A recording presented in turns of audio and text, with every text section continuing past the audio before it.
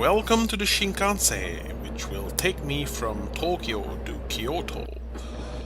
I thought I would use this opportunity to discuss a few things that I've seen in Tokyo that would not warrant them having their own video. One of the first place that I've been to, which was really great, was the Yushkan near Yasukuni Shrine.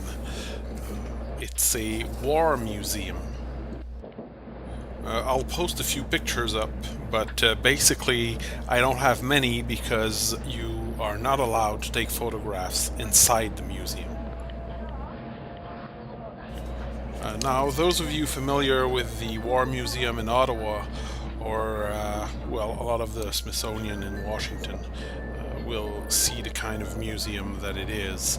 It's basically filled with war machines and costumes and armors and all of this, and covers basically all of the Japanese wars, from the shogunate versus imperials to the Sino-Japanese War, the Russian Japanese War, the Manchurian conflict, leading up to the Great East Asian War, which is how the Japanese refer to World War II.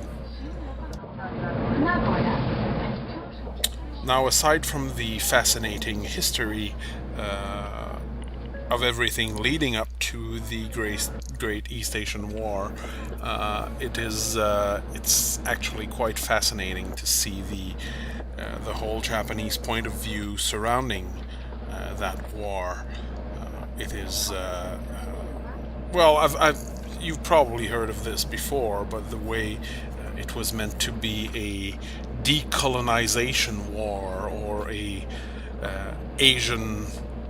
Asia returning to Asian sort of war.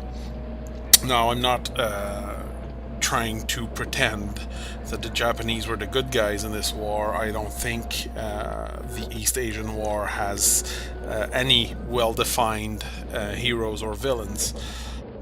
If you go there, I highly recommend the documentary video that's playing near the exit about Hideo Suzuki, who was an Oka kamikaze pilot.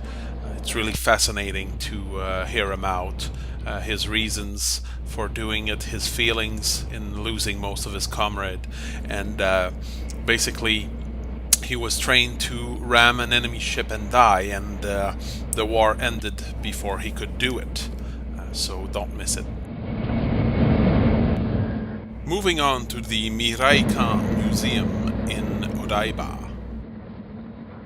It focuses mostly on robotics and space. There's a giant globe in the entrance hall, or near the entrance hall, where you can take off your shoes and sit down and just watch, and it's made out of little LCD screens, and it sort of changes with different layers, different times and different information, and it's kind of cool. The rest of it is cool too. It has robots, and the space section had a couple of pictures of our own Chris Hadfield, because it features all the astronauts that have been in space and the current crew of the International Space Station.